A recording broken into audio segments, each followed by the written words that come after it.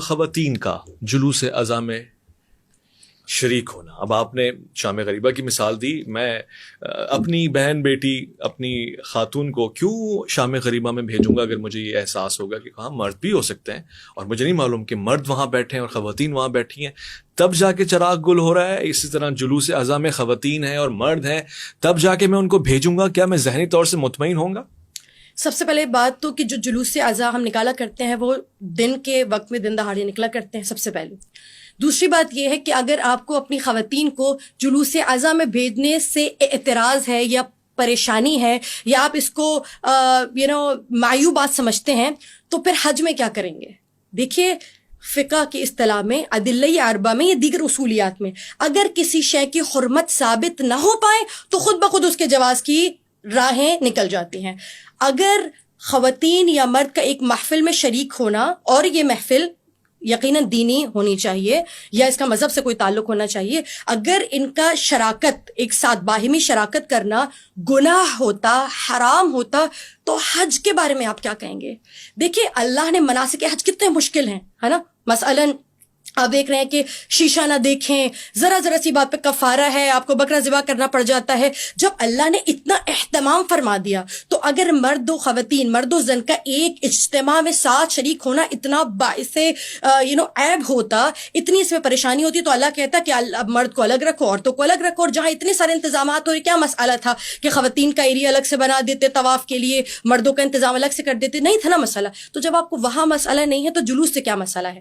اب جو علماء, اب چونکہ آپ نے یہ جو بات کی وہ عوام کی بات نہیں ہے, یہ بات علماء کرام بھی کرتے ہیں, لیکن بیشتر اوقات یا بعض اوقات ایسا بھی ہوتا ہے کہ علماء کے درمیان خود اتفاق رائے نہیں ہوتا, خود اختلافات, حسد, جتنا بلکہ علماء میں اختلافات ہوتے ہیں نا اتنے امت میں بھی اختلافات نہیں ہوں گے, اتنے عوام میں اختلافات نہیں ہوں گے.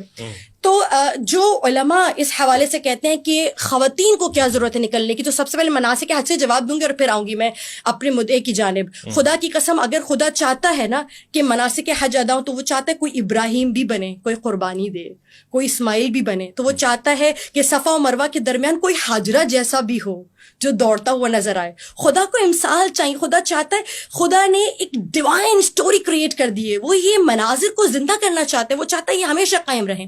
اور اگر آپ یہ سمجھتے ہیں, مجھے آپ کا ایک سوال بہت پسند آیا ہے یا پسند آتا ہے, اکثر سنتی ہوں, آپ نے ایک سوال کیا تھا کہ خواتین نبی کیوں نہیں ہوتی, جی نبیہ کیوں نہیں ہوتی, ولیہ کیوں نہیں ہوتی, یا ولایت بہرحال اس کو چھوڑ دیجیے, نبوت خواتین کو کیوں نہیں ملتی. تو دیکھیے ہر منصب کی ایک ریکوائرمنٹ, ایک تقاضا ہوتا ہے. نبوت کا تقاضا کیا ہے؟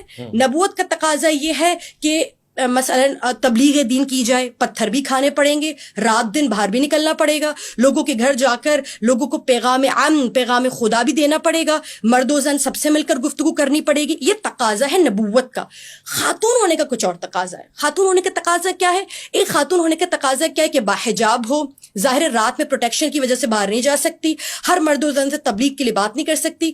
مثلا ایک ٹیچر ہونے کا تقاضا اور ہے, ڈاکٹر ہونے کا تقاضا اور ہے. تو جب ان کے تقاضوں میں اور ان کی جو ریکوائرمنٹس ہے اس میں اختلافات ہے نا, ٹھیک ہے, سمجھ آ میری بات. جب جو نبوت چاہتی ہے وہ عورت کے اندر جو ریکوائرمنٹس ہے وہ موجود نہیں ہے, دونوں کی ریکوائرمنٹس نہیں ملی. تو یہ وجہ ہے کہ ایک عورت جو ہے وہ نبی نہیں بن سکتی.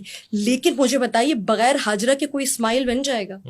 بغیر مریم کے عیسیٰ ہو سکتے تھے؟ اگر مریم خدا کی بات پر, خدا کی رضا کے آگے سربت سجود ہو کے یہ نہ کہتی ہاں خدا میں تیار ہوں اس بڑی قربانی کے لیے, کیسے ممکن تھا؟ شراکت لازمی ہے.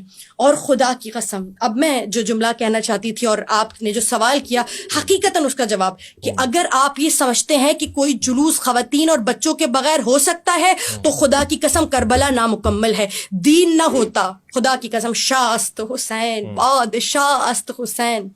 اگر حسین دین ہے نا, اگر حسین شاہ ہے نا, اگر حسین دین کو بچانے والے ہیں, دین کی پناہ گاہ ہے نا, اگر حسین نہ ہوتے دین نہ بچتا. تو مجھے کہہ لینے چاہیے اگر زینب نہ ہوتی نا تو نہ دین بچتا, نہ حسین بچتے, نہ کربلا بچتی. جناب زینب نے ایک مرتبہ, اور جو آپ نے کہا کہ خواتین میں, میری خاتون ہے, میری زوجہ ہے, میری بہن ہے, میں کیسے حوالے کر دوں؟ جناب زینب جواب دے رہی ہیں اس کا. جناب زینب نے ایک مرتبہ ابن زیاد کو دیکھا, اور کہا کہ معیوب ہے اور محال ہے کہ مجھ جیسی خاتون کے جس کا نام بذریعہ وہی زمین پر اترتا ہے میں تجھ سے کلام کر سکوں، مگر میں تجھے بتاؤں میں انما کی آیت ہوں، میں حل عطا کی آیت ہوں، اور آیت قرآنی اگر بازار اور دربار میں بھی رہے تو اس کی عزت تکریم اور وقار میں کوئی کمی بیشی واقع نہیں ہوتی ہے۔ اور یاد رکھنا اگر قرآن جزدان کے بغیر بھی ہو تب بھی اس کا عزت، شرف، کمال، مرتبہ، مقام اتنا ہی بلند رہتا ہے۔ بیوی فرماتی ہیں آج تو دیکھ رہا ہے آج میرے کلام کے آگے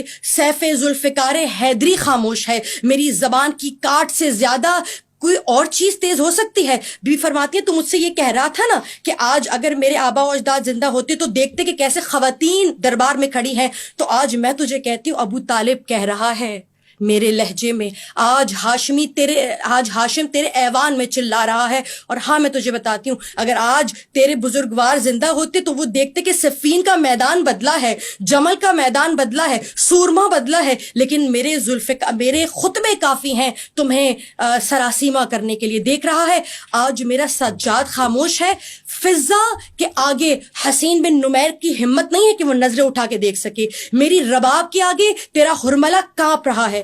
تو حقیقتاً اگر یہ خواتین نہ ہوتی میرا نہیں خیال کہ کربلا ہم تک اس طرح سے پہنچ سکتی۔ خاتون کا ہونا ہر شے میں، ہر چیز میں اس کی شراکت ضروری ہے۔ اگر جلوس میں آپ سمجھتے کہ خالی مرد حضرات کافی ہوتے تو یقیناً آپ علم اٹھا رہے ہوتے، نہ بچوں تک وہ تہذیب منتقل کی جا سکتی تھی۔ اگر خواتین نہ ہوتی تو آج سوال بھی نہ کرتے آپ کہ بھائی یہ جلوسوں کا جو سلسلہ جاری کرنے کی ضرورت کیا ہے۔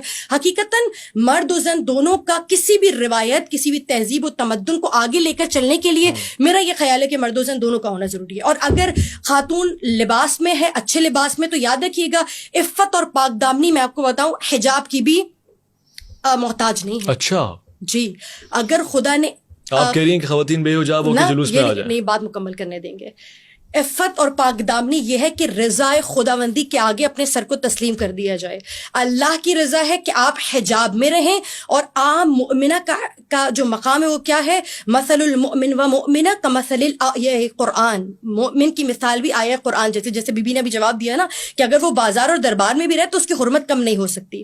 اور حقیقتاً مسئلہ یہ ہے کہ یہ جو مومن اپنے گھر سے باہر مومنہ گھر سے باہر نکلی، اگر اللہ کی رضا کے لیے باہر نکل رہی ہے تو عفت اور پاک دامنی کا تقاضا یہ کہ اللہ کی رضا کو پورا کیا جائے۔ لیکن اگر اللہ کی رضا یہ ہے کہ اے زینب، اے حسین، آپ کی بہنوں کا پردہ لٹ جائے گا، آپ کی بہنوں کی چادریں چھن جائیں گی، تو اللہ کی رضا کے لیے اس چادر کا لٹا دینا بھی پاک دامنی ہے، عفت ہے۔